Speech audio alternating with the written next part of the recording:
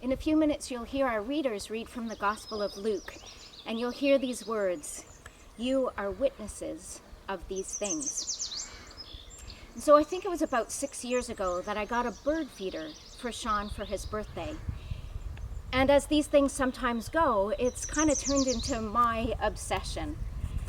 And I dabbled in birding before, but birding is actually, well, for me anyways, it's really hard.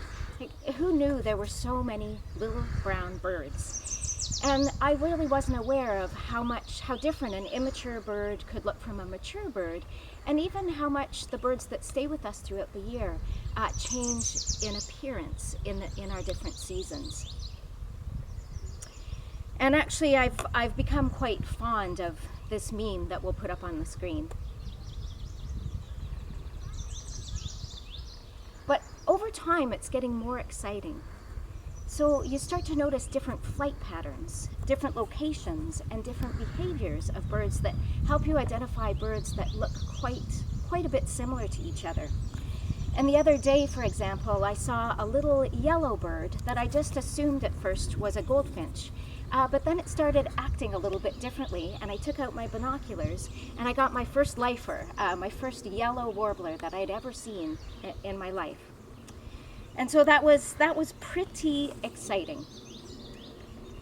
And you know what? I know that if I can't ID something, even if I have a few words or a pretty average picture, I can post it on a local Facebook group and in about 3 seconds have an ID. So the more we look at pictures, the more we share, the more we talk about it, the more we do these things, the more we see. And it is truly a practice. And birding really, I'm always amazed by what an amazing metaphor it is for our faith life.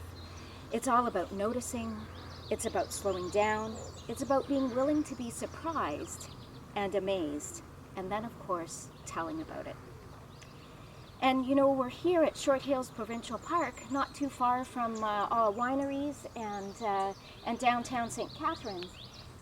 And I think you can probably hear the feathered choir and this beaver dam right here behind me.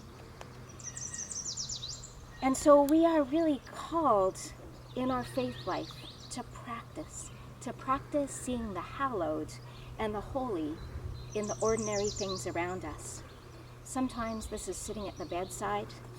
Sometimes it's delivering and receiving a hot meal. Sometimes it's being there for your neighbor. It's growing a vegetable garden and offering some of that to the food bank. Sometimes it might be a letter to your MP or welcoming a newcomer. Bearing witness to the goodness, the beauty, the diversity, and interconnectedness of all of God's creation. And so we practice bearing witness to the living Christ, to the cosmic Christ. And that isn't always easy.